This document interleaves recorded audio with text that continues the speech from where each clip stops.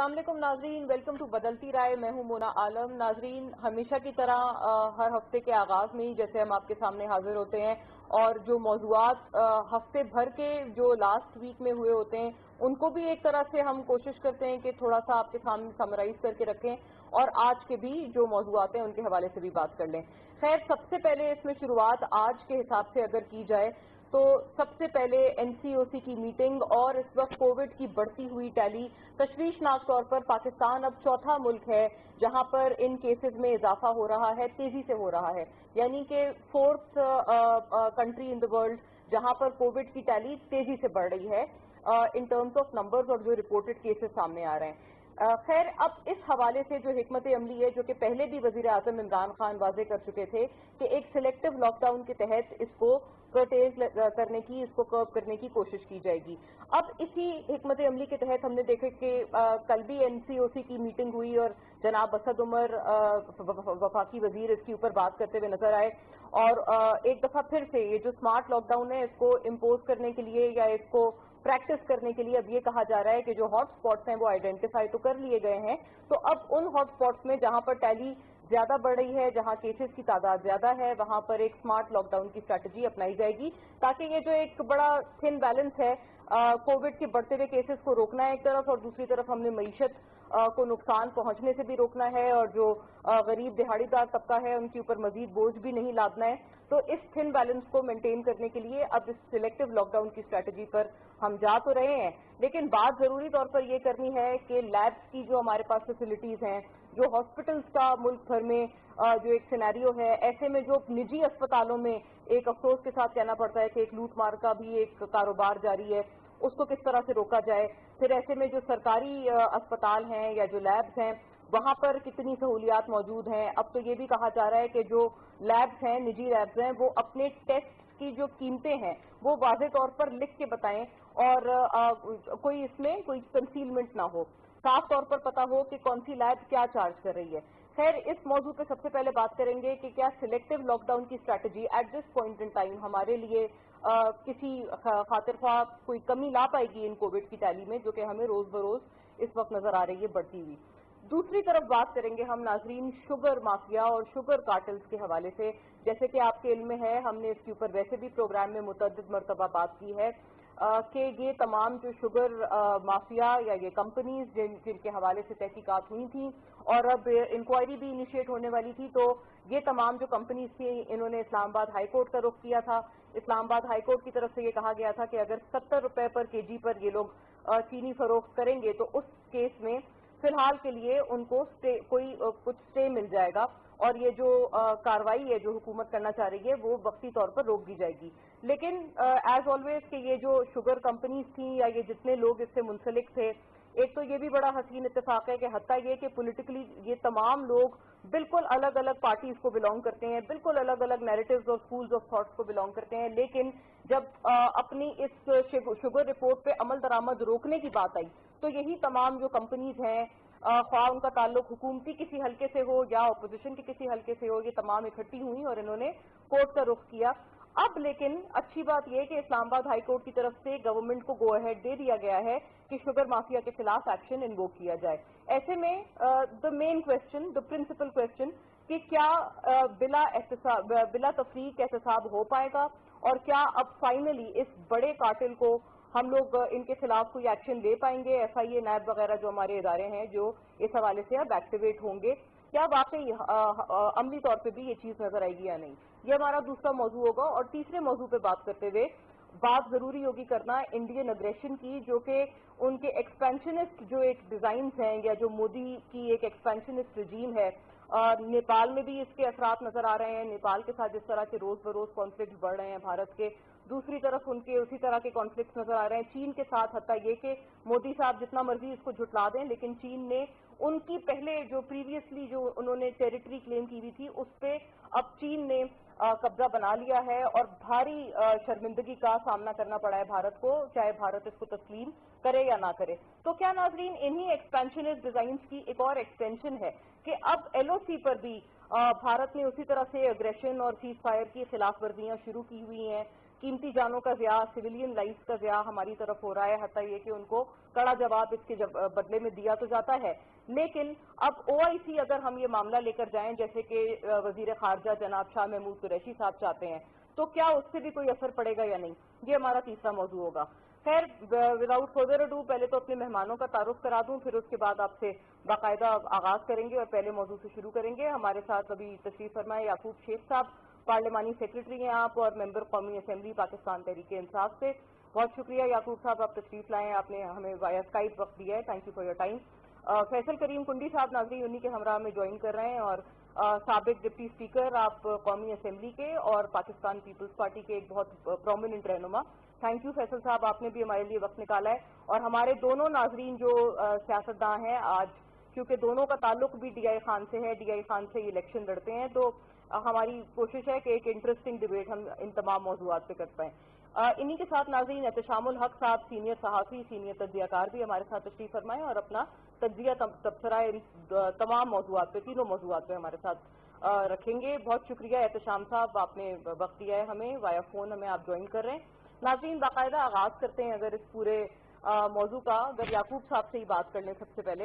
याकूब साहब आप फरमाइएगा, ये जो सबसे पहला इशू है जिसकी इस वक्त हम बात कर रहे हैं और बड़ा ज़रूरी होगा, बल्कि अगर कुंडी साहब से आगाज़ कर लें ताकि फिर आप भी सुन पाएं और उनके आई एम श्योर जो एतराज़ात होंगे याकूब साहब उनको एड्रेस भी कर पाएं। कुंडी साहब आप पहले फरमा दें, ये जो पहला मौजू है जिस पे हम बात करना चाह रहे हैं, क्या सिलेक्टिव लॉकडाउन की strategy at this point in time काम आएगी? बिस्मिल्लाहिर्रहमानिर्रहीम। मोना, पिछले काफ़ी हफ्ते से हम इस चीज़ों पे डिबेट कर रहे हैं, क्योंकि कोरोना के तकरीबन गालिबन मैं समझता हूँ कि ये 2-3 महीने हो गए जिस पर हम डिबेट कर रहे हैं। Selective lockdown, hard lockdown, soft lockdown, what ever, जो भी हैंडसम लॉकडाउन, वॉट एवर जो भी आप नाम दें, ये हम हो रहे हैं। देखिए, अब मैं नहीं समझता कि वो सॉफ्ट लॉकडाउन की अगर आप बात करें कि वो टाइम अभी शायद रह गया है या हार्ड लॉकडाउन का टाइम रह गया। देखिए, रमज़ान का महीना आया, फिर क्योंकि हम एक मजहबी मुल्क हैं और मजहब के हवाले से हम बड़े शास्त्री, हमारे बड़े मतलब है कि हम बड़े आप कहें कि नबतुल मतलब है कि बड़े सजीव से बात करते हैं ताकि हम कोई और ऐसी बात ना कर सकें। उसके बाद आप देखें, जब हमने ट्रांसपोर्ट खोली और ईद का मौका आया और लोग अपने बड़े शहरों से देहातों में गए, और पहले तो मैं नहीं समझता था कि देहाती इलाकों में, रूरल एरिया में जो है वो ये कोरोना का कोई ऐसा, लोग मानते नहीं थे। मुख्तलिफ कॉन्स्पिरेसी थ्योरीज लोग बयान करते थे, उसके डिबेट में जाना जो है वो ऐसी मतलब है कि अब शेर साहब की बदौलत की ये भी डी खान से ताल्लुक रखते थे। अब थोड़ा बहुत लोग ये कर रहे हैं कि जी ये वाकई कुछ ना कुछ जो है ये कोरोना का जो है सिस्टम है, और लोग मतलब है कि ये आमद भी हुई है। अब भी लोग ये जाके कहते हैं कि यकीन आया है कि कोरोना जो वाकई है कोई चीज है और मौजूद है और जानलेवा है। अब देखें, अब ये चीजें जो है अनफॉर्चुनेटली हम एज ए कौम, एज ए कौम हम कोरोना के खिलाफ नहीं लड़ सके। उसकी भी अगर हम डिबेट में जाएं तो क्या वजूहत, एक लंबी थोड़ी डिबेट है इसके अंदर, आपको भी पता है, मुझे भी पता है। हम ये मैसेजिंग सही नहीं कर सके लोगों के पास कि प्रॉपर मैसेज है, वो मैसेजिंग जो है हमारी उसमें नाकाम रहे। तो अब जो है, अब मैं नहीं समझता कि सॉफ्ट लॉकडाउन की कोई ऐसी गुंजाइश है। अभी हो रहा है, मुख्तलिफ शहरों में कर रहे हैं, लेकिन ये चीज़ अब बहुत ज़्यादा फैल चुकी है। अब इसका हमने जो है, अब देखते हैं कि हम इसका किस तरह का मुकाबला, अब भी हम अगर हम इकट्ठे हुए और हमने इसका मुकाबला किया एज ए नेशन, तो शायद हम इसको शिकस्त देखें। चाइना में भी हुआ, चाइना में दोबारा एक लहर दोबारा आ चुकी है, फॉरेन कंट्रीज में भी हुआ। हम मिसालें दे रहे थे माजी में हमारी हुकूमत के, जी फलां की चाइना इसके बराबर आ जाए, फिर हम देखेंगे। अब तो हम बड़े सीरियस सिचुएशन में इस वक्त कोरोना के हवाले से। हॉस्पिटल्स में जो है वो बेड जो है मिलना बहुत मुश्किल, बहुत सिफारिश से भी शायद आपको बेड न मिले। हम खुद डी खान में अगर आप देखें, बाकी बड़े शहरों में, लेकिन आप पेशावर, कराची, लाहौर, कोयटा, जिधर भी जाएं, बड़े शहरों में बहुत मसाइल आ रहे हैं। प्राइवेट हॉस्पिटल में ऐसे सिचुएशन है। तो ये चीजें जो हमें पहले दिन से देखें, हमें पहले दिन से फ्रंट लाइन लोगों का, जो हमारे डॉक्टर्स हैं, उनकी बात माननी चाहिए थी। हमारे जो नर्सेज हैं, पैरामेडिक्स हैं, जो फ्रंट लाइन पे लड़ रहे हैं। मैं इसको कोई एक्सपर्ट नहीं हूँ, ना आप एक्सपर्ट है, ना हमारे पैनल में कोई और बैठे हुए दोस्त एक्सपर्ट हैं। एक्सपर्ट अगर इस चीज में है तो वो है डॉक्टर्स, जो कि फ्रंट लाइन पे लड़ रहे थे। डॉक्टर्स को भी हमने क्रिटिसाइज किया अनफॉर्चुनेटली, اب دیکھتے ہیں کہ ہم کیا کر سکتے ہیں. خدا کرے کہ ہم اکٹھے ہوں, ہم ڈاکٹروں کی بات مانیں, اور آج بھی اگر ہم بات مانیں تو میں سمجھتا ہوں کہ ہمیں اس چیز کو بات جو ہے لڑنا پڑے گا. یہ کسی کی جیت یار نہیں ہے, ایسے قوم ہمیں ہماری قوم کی جیت ہوگی, اور خدا نخواستہ ہم نہیں چاہتے کہ ہم اس جنگ میں ہم ہاریں, اور بہت سے لوگ ہم اپنے نزدیکی بھائیوں کو یا دوستوں کو ہم اس پہ جو ہے اس کو ہم کھو پائیں. بہت یہ فیصل صاحب نے تو اس پہ خیر سیاست کی کوئی بھی بات کرنے سے گریز کیا ہے, اور یہ بات بھی درست ہے کہ اس میں ہمیں قومی یکجہتی ہی اس کا واحد حل ہے. تو یعقوب صاحب آپ کیا سمجھتے ہیں, فرمائیے گا.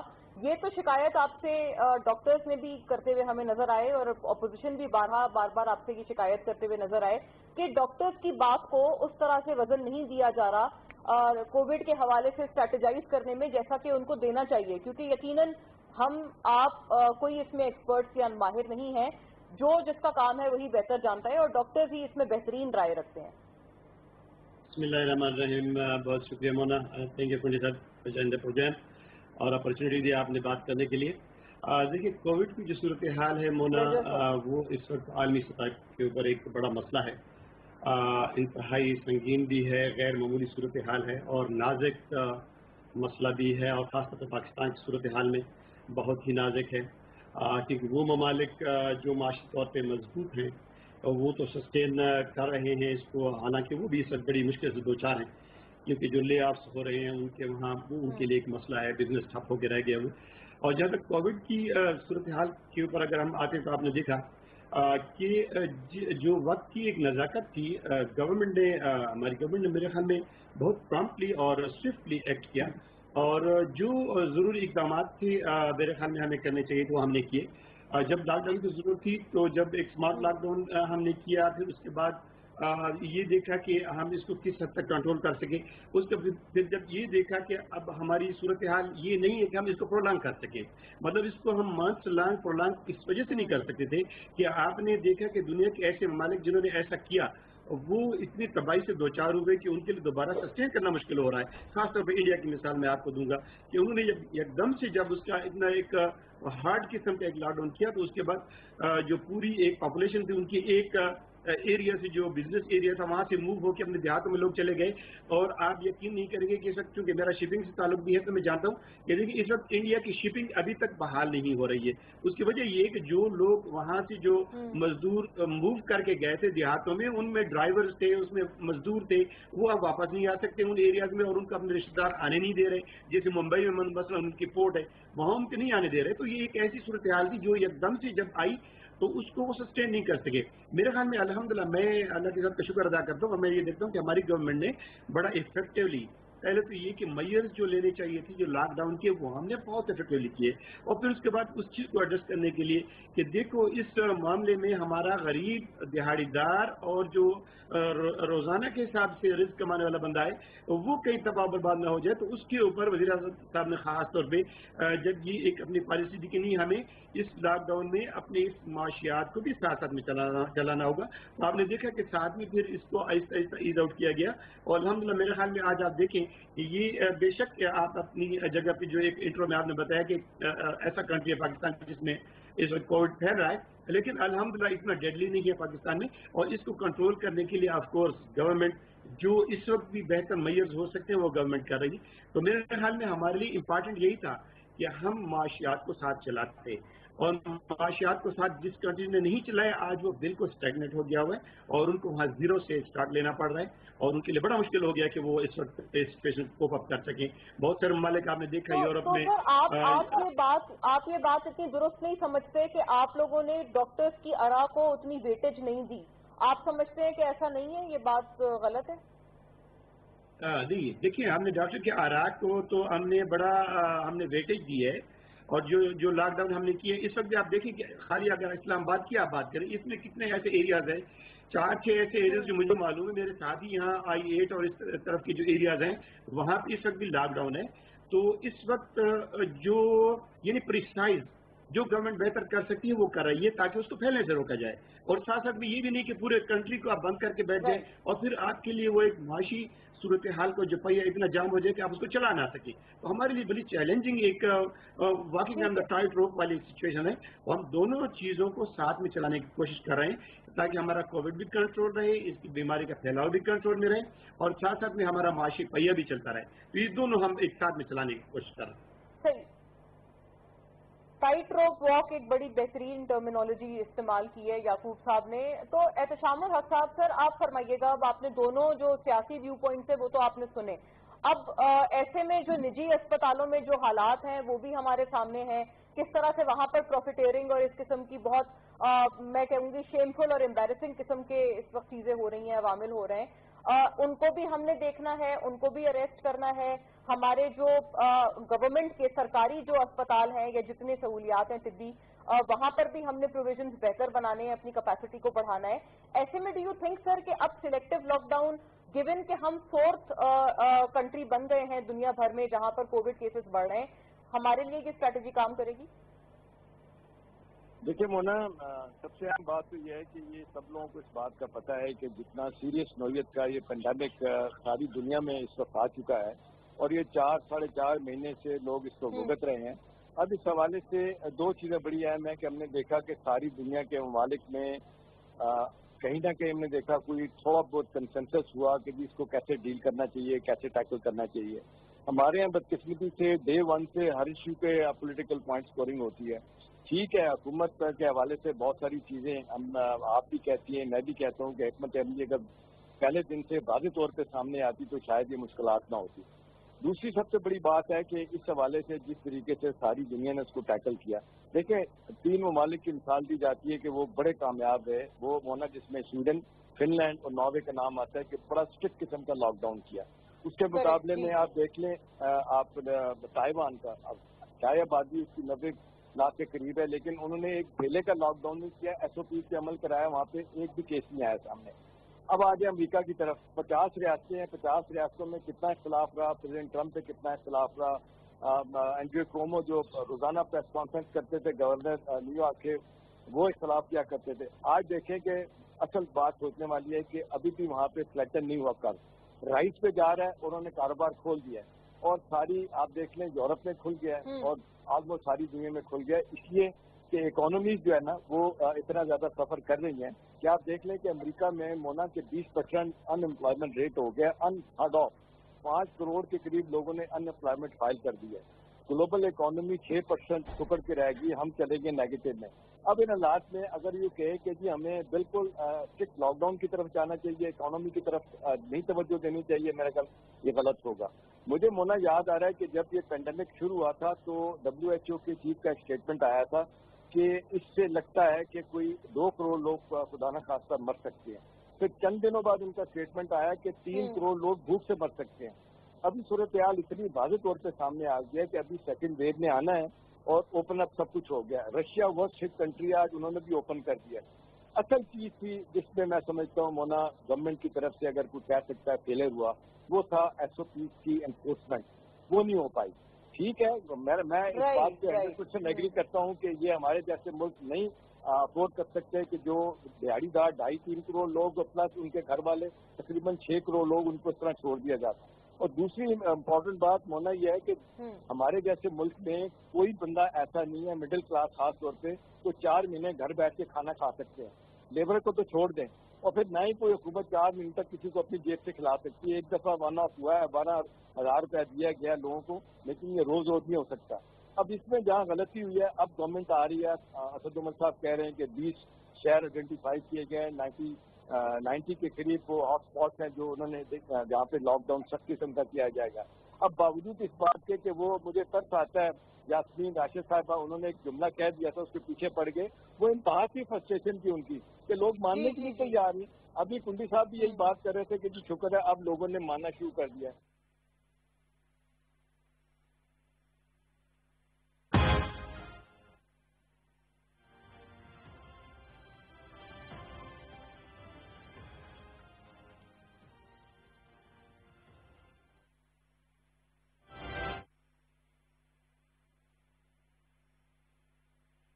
Allahu Akbar, Allahu Akbar, Allahu Akbar, Allahu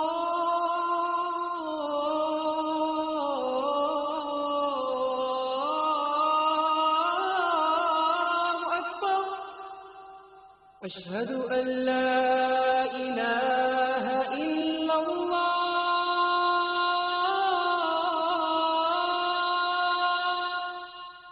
أشهد أن لا إله إلا الله أشهد أن محمد رسول الله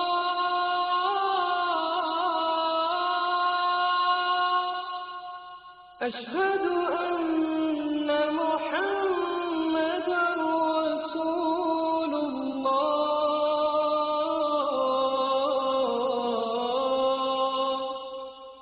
حي على الصلاة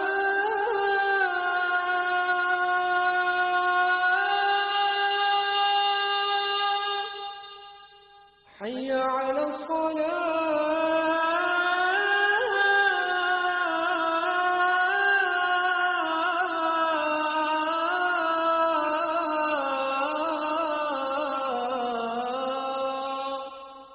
حي على الفلاح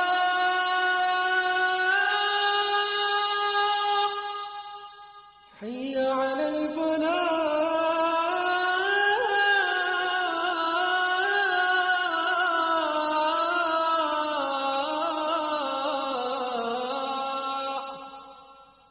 الله أكبر الله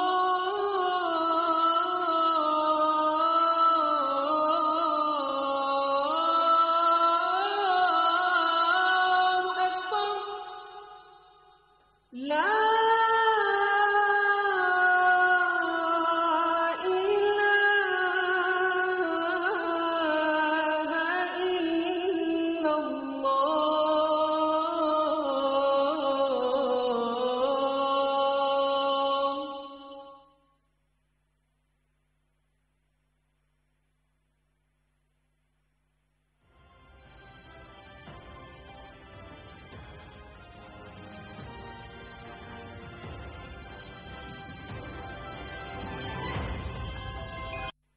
सीनियर सहाफ़ी जाहिद फारूक मलिक की ज़ेर इदारत जुड़वा शहरों से शाया होने वाला पहला मुकम्मल मकामी अखबार रोजनामा मेट्रो आज, जिसमें मकामी खबरों के अलावा शामिल होती हैं तमाम कौमी और बैन अवी खबरें। दौरा जदीद के तकाज़ों के अन मुताबिक अब तमाम social media tools Facebook, YouTube और ट्विटर पर भी दस्तियाब है। आज ही अपने हॉकर से अपनी कॉपी बुक करवाएं या विजिट करें www.metrowatch.com.pk।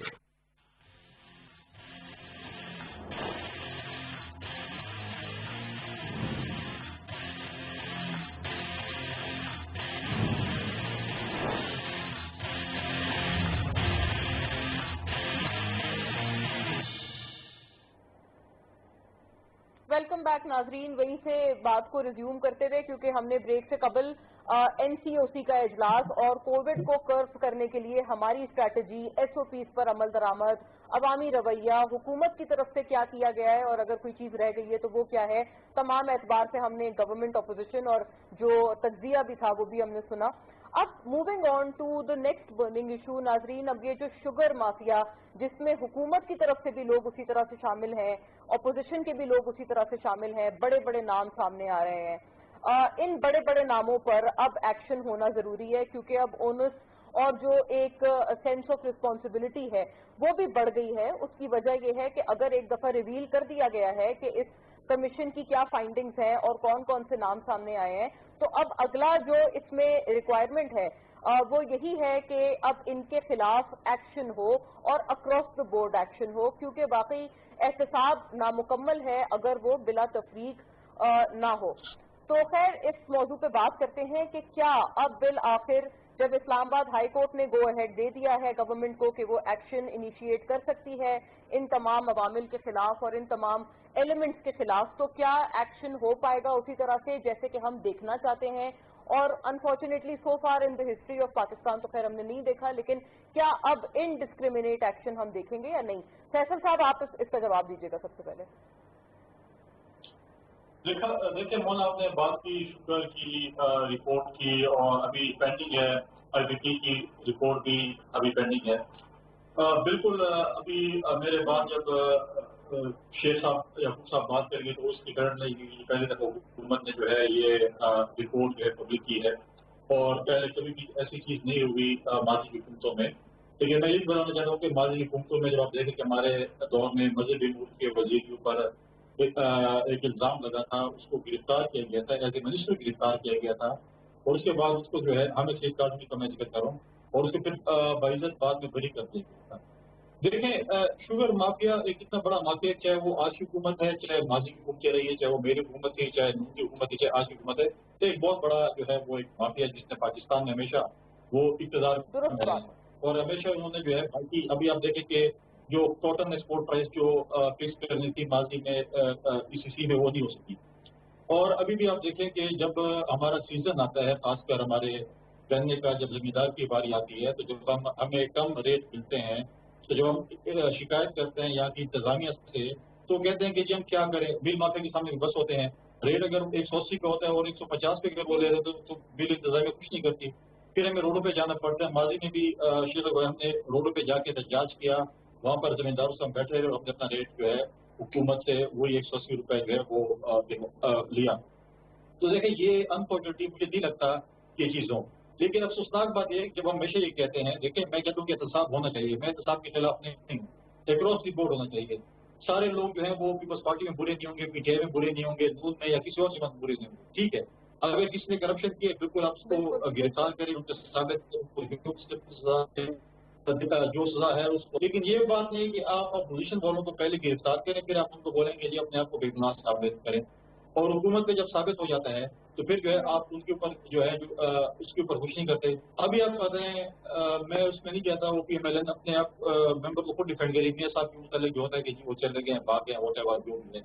लेकिन आज बताएं कि क्या जहांगीर तरीक साहब का नाम अपने CR में डाला, वो किसी गारंटी पे जो है गए, कौन सी पहले तो चलो मियां साहब को कैबिनेट ने अप्रूवल दी या कोर्ट ने अप्रूवल दी, जो भी दिया, जहांगीर तरीक साहब को किसने अप्रूवल दी, कोर्ट ने अप्रूवल दी या उनको जो है अपना कैबिनेट ने अप्रूवल दी या प्राइम मिनिस्टर ने स्पेशल अप्रूवल दी, किस अप्रूवल पे गए, किस गारंटी पे गए कि मुल्क वापस आएंगे और अब जो हिसाब किताब होगा वो होगा। क्योंकि PTI के वो थे, वो एक चार्टर फाइट से मुल्क से चले गए, कोई गारंटी नहीं है कि आएंगे नहीं आएंगे, ये बहुत बड़ा क्वेश्चन मार्क है।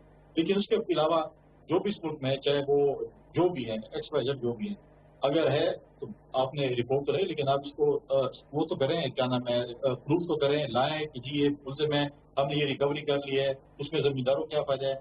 इससे पहले भी एक आप देखें एक साहिवाल की रिपोर्ट आनी थी, ताहिर दावर की रिपोर्ट भी आनी थी, बाकी भी थी, तो ये सब चीजें कौम के सामने आनी चाहिए।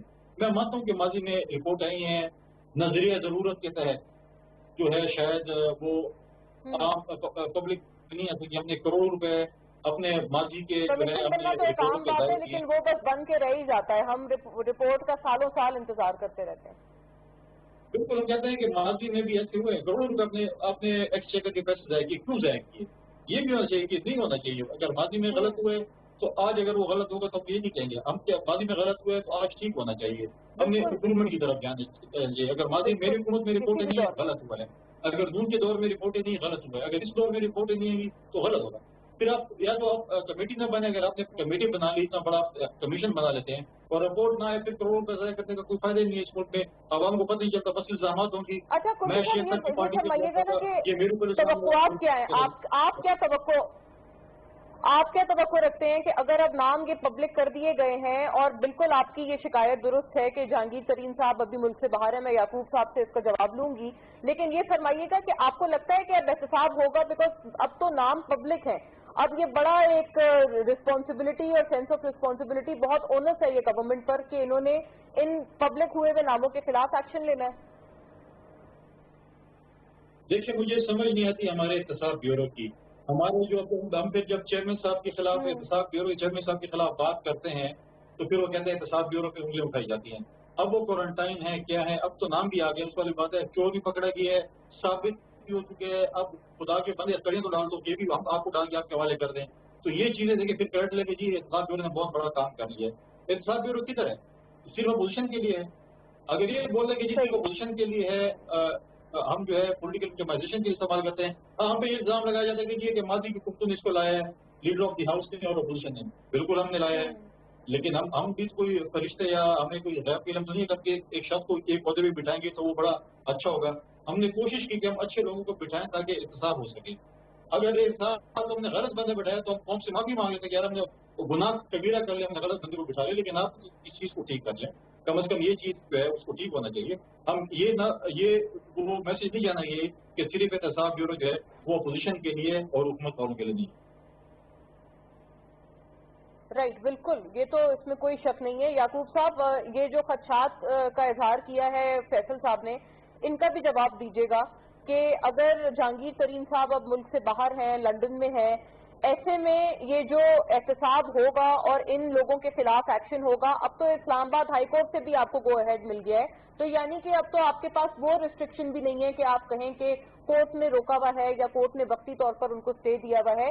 अब तो आप फ्री हैं एक्ट करने के लिए, और एहतसाब कमीशन या एहतसाब ब्यूरो वाकई नैब की तरफ से भी अब इसके ऊपर कार्रवाई, मुझे याद पड़ता है इससे पहले नैब ने ये ऑफर किया था कि हम इनके खिलाफ कार्रवाई करना चाहते हैं, लेकिन फिर वो कमीशन बनाई गई, ये तमाम सिलसिला हुआ। तो अब ये कब हम देखेंगे कि इस पे आप वाकई ये जो इदारे हैं इनको आप कहेंगे कि जाएं जी, आपके पास गो अहेड है, ख्वाह वो FIA हो, SBR हो, नैब हो, कि आप जाएं इनके खिलाफ कार्रवाई करें, इंडिविजुअल्स के खिलाफ?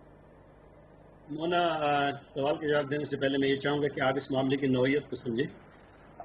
चीनी की प्रोडक्शन पाकिस्तान में अल्हम्दुलिल्लाह हमारी अपनी रिक्वायरमेंट तकरीबन 5.8 मिलियन टन है पाकिस्तान की, और हमारी एट टाइम्स जो प्रोडक्शन होती है वो 6 मिलियन टन, और पिछले साल भी तकरीबन 6.2 समथिंग थी, अगर मैं गलत नहीं हूँ।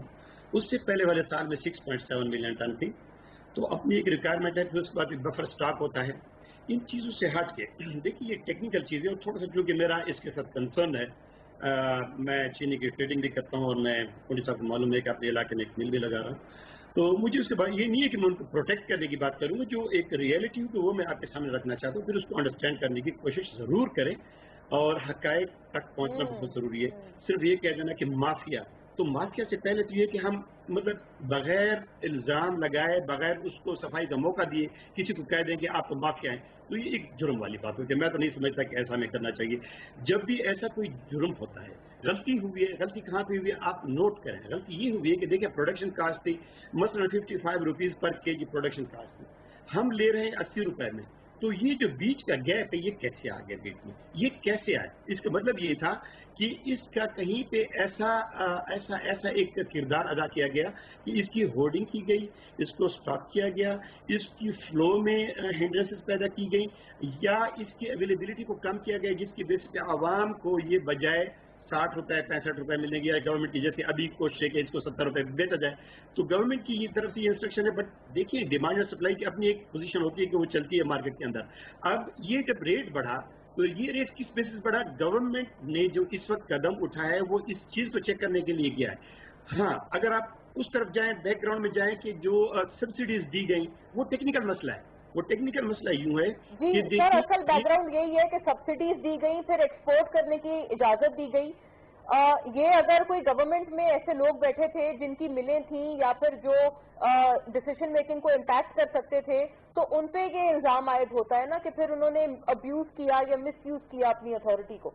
आप चाहते हैं कि मैं जवाब पे आखिर पे आ जाऊँ? मैं चाहता हूँ थोड़ा सा मैं आपको एक्सप्लेन कर दूँ। मेरी ख्वाहिश है कि मैं आपको असल हकीकत तक पहुँचाऊँ, ताकि आपको भी फैसला करने में और उसको समझने में आसानी हो, आप भी एक्सप्रेस कर सकें लोगों को। देखिए, जो मामला सब्सिडी का था वो एक रूटीन चल रहा था, मैं उनको प्रोटेक्ट नहीं करता, लेकिन जहाँ पे subsidy out of the way दी गई उसका हिसाब होना चाहिए। जहाँ पे रेट जो प्रोडक्शन कास्ट से अगर 20 रुपए ऊपर लिया गया तो उसका हिसाब होना चाहिए। यहाँ पे जो भी मुजरिम हैं, जो भी कसूरवार हैं, उनको बच के नहीं निकलना चाहिए, और जब उनके नाम आ गए वो कसूरवार हैं, उनको कटहरे में लाना चाहिए, उनसे उसका हिसाब दिया जाना चाहिए। साथ साथ में कभी आप ये ना करें कि इसको ब्लैटेंट वे में करें। आप इस एहतसाब को ब्लैटेंट वे में ना करें, इसको ब्लैटेंट वे में इस वजह से ना करें कि आपको प्रेसिडेंट में जाना पड़ेगा कि जो कसूरवार है उसी को पकड़ें, जिसका कसूर है उसी का गला पकड़ें, इंडस्ट्री को तबाह होने से बचाएं। ये ना हो कि आपके डराने से इंडस्ट्री डर जाए, आपकी इन्वेस्टमेंट रुक जाए, इस सेक्टर में लोग आना छोड़ दें। और लेकिन सर, इतना तो आप समझते हैं ना, इतना तो आप, आई एम श्योर आप अग्री करेंगे मेरे साथ कि जो लोग जो इस वक्त अक्यूज हैं وہ ایٹ لیسٹ اویلیبل تو ہو کہ ان سے سوال جواب ہو پائے, ان سے پوچھ گچھ ہو پائے, مطلب ان کو اپنے آپ کو پریزنٹ کرنے میں کوئی قباحت نہیں ہونی چاہیے. اس بات سے کسی کو اعتراض نہیں ہے کہ دیکھیے جنہوں نے زیادتی کی ہے عوام کے لیے اس کا جو ریٹ بڑھایا اور ایک جو مصنوعی قلت پیدا کی گئی, یہ سارے مجرم ہیں. ان مجرموں کو ٹہرے میں لانا چاہیے, ان سے احتساب ہونا چاہیے, لیکن ساتھ ساتھ میں آپ کو یہ کہوں گا کہ بزنس کو بھی بچا کے رکھیں. یہ نہ ہو کہ آپ کی انڈسٹری ڈسکریج ہو جائے. فار گاڈ سیک, اس سے آپ کا فارمر رول جائے گا, جو گنے کا کاشتکار ہے وہ رول جائے گا. آپ کی اس روزگار کے ساتھ ہزاروں نہیں لاکھوں لوگوں کا روزگار اس کے ساتھ موجود ہے. اور یہ نہ ہو کہ کل آپ اپنی فارن ایکسچینج ریمٹ کر کے آپ چینی امپورٹ کرنے کی صورت میں آ جائیں. وہ نہیں ہو. میری آپ کا سر ورڈ آف کوشچن بڑا کلیئر آ گیا ہے, لیکن صرف ہاں یا نام میں فرما دیں کہ کیا ایکشن ہوگا اکراس دا بورڈ ان لوگوں کے خلاف؟ میرے خیال میں کورٹ نے بھی اب ہمیں فری ہینڈ دے دیا ہوا ہے. کورٹ نے ہمیں کہہ دیا کہ آپ ان لوگوں تک پہنچے. اور جی, اب now the ball is in your court, the government court. دوسری بات ہی نہیں ہے, گورنمنٹ کی رضا میں کوئی شک نہیں ہونا چاہیے آپ کو. اور گورنمنٹ ان لوگوں کو کیفر کردار تک پہنچائے گی جن لوگوں نے غریبوں سے ان کی جیب پہ ڈاکہ مارنے کی کوشش کی ہے. ان کو میرے خیال میں انجام تک پہنچنا چاہیے, اور یہ وقت ہے کہ ان کو ان کا احتساب ہونا چاہیے. رائٹ, احتسام صاحب, اب آپ کا سر کیا ویو ہے اس پہ؟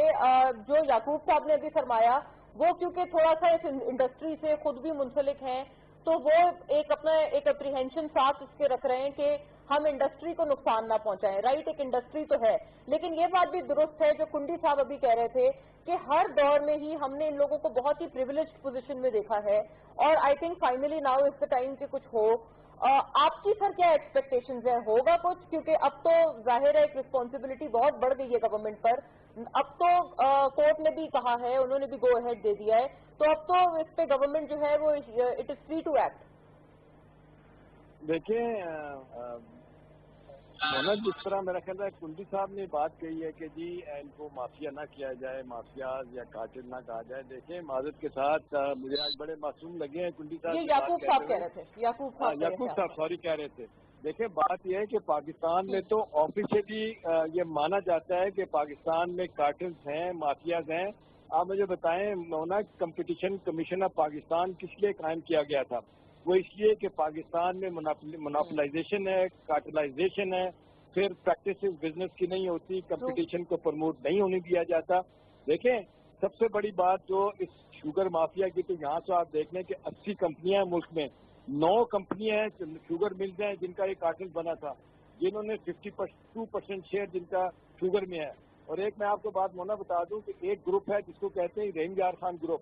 اس گروپ میں مونی سلائی بھی ہیں, اس گروپ میں زرداری صاحب بھی ہیں, اس گروپ میں آپ کے خسرو بختیار بھی ہیں, ان کے بھائی بھی ہیں, اور کریم صاحب بھی ہیں. تو دیکھیں سب کے مشترکہ مفادات ہیں. اور دوسری میں امپورٹنٹ بات بتا دوں, یہ معاملہ جب شروع ہوا تھا تو مجھے ایک بڑے اہم بندے نے, شوگر انڈسٹری کے بندے نے بتایا تھا. اس نے کہا یار یہ آپ کون سی ایکشن کی بات کرتے ہیں, ہمارے بندے ایف بی آر میں بھی ہیں, ایس سی سی میں ہیں, نیب میں بھی ہیں, ہمارے بندے سینٹرل بینک میں بھی ہیں. آپ نے 70 سالوں میں کوئی ایکشن دیکھا؟ دیکھیں بات جانبداری کی یہ ہے کہ پہلی دفعہ یہ چیز سامنے آ گئی, اور پرائم منسٹر عمران خان صاحب رائٹلی اور رانگلی, وٹنگ اور وٹنگلی یہ اس معاملے میں آ گئے, اور ان کو یہ رپورٹ جو ہے نا سامنے لانا پڑی. اب ایکشن تو ہے وہ تو رائٹنگ آن دا وال ہے. ابھی آپ دیکھ لیں جس طریقے سے اس سارے معاملے میں 52 کروڑ روپیہ کہتے ہیں کہ جہانگیر ترین صاحب نے کمایا, یہ تقریباً 3 بلین میں سے, ٹھیک ہے, یہ 3 بلین کی سبسڈی اس گورنمنٹ میں ہوئی, 24 بلین کی سبسڈی دی گئی نواز شریف صاحب کے زمانے میں, اور ان میں سب سے زیادہ آپ نے دیکھ لیں شاید اپنے حسان عباسی صاحب کے زمانے جب پرائم منسٹر تھے, غالباً 13-14 بلین روپیز کی سبسڈی دی گئی. یہ سبسڈی تو ایک معذرت کے ساتھ مجرمانہ کام کیا جاتا ہے. اچھے کام کے لیے آپ کہیں تو کب بھی بات ہے. اب یعنی اندازہ کریں یہ کتنے طریقوں سے لوٹا گیا ہے. آپ نے ایک طرف چینی ایکسپورٹ کر کے آپ کا جناب مال بنایا, آپ نے چینی مہنگی کر کے آپ نے مال بنایا, آپ نے انڈر انوائسنگ اوور انوائسنگ کر کے مال بنایا, آن ٹاپ آف اٹ وہ آپ نے سب سے زیادہ چینی بھیجی کہاں پہ مونا, افغانستان میں. وہ کہتے ہیں کہ وہ ٹرک جو 17-18 من سے زیادہ وزن نہیں لے سکتا ٹرک چینی کا, اس پہ آپ نے شو کیا 70-60 من جو ہے نا آپ نے شو کیا وہاں پہ. دیکھیں یہ جس طریقے سے لوگوں کو لوٹا گیا. اور پھر آپ دیکھیں مزاری کی بات ہے, دکھ کی بات یہ ہے کہ چینی اتنی وافر ہونے کے باوجود 47 سے 80 اور پھر 90 تک گئی. ابھی ہائی کورٹ کی اقتراح واپس آئی ہے, نہیں آئی. دیکھیں اب ہونا یہ چاہیے کہ پہلی مرتبہ یہ کارٹل ٹوٹنے چاہیے پاکستان میں. آپ دیکھ لیں فیوڈل لارڈ ان کا کارٹلز ہے, آپ ایگریکلچرسٹ ان کا ہے, اس کے بعد آپ دیکھ لیں ٹیکسٹائل والوں کا ہے, شوگر کا ہے, اس کے بعد آپ دیکھ لیں بجلی والوں کا ہے. کس کا نہیں ہے؟ یہ پریشر گروپ ہے, ان کے لوگ پولیٹیکل پارٹیز میں بھی ہیں, ان کے لوگ گورنمنٹ میں بھی بیٹھے جو ہے ان کو سپورٹ کرتے ہیں. یہ 70 سالوں میں تو اس نوبت پہ ہم یہاں جو پہنچے ہیں کہ ہمارا یہ اکنامک ہماری جو ہے نا وہ چوک ہوئی, اسی وجہ سے ہوئی کہ چند ایک گروپ جو ہے نا وہ اس کو فائدہ اٹھاتے رہے. تیسرا جو ہمارا موضوع کہ اب جو مودی کے ایک ایکسپینشنسٹ ریجیمز ہیں, نیپال کے ساتھ ہو یا چین کے ساتھ ہو, چین کے ساتھ تو خیر ان کو بہت ہی امبیرسنگ سچویشن کا سامنا کرنا پڑا ہے, چاہے وہ اس چیز کو مانے یا نہ مانے.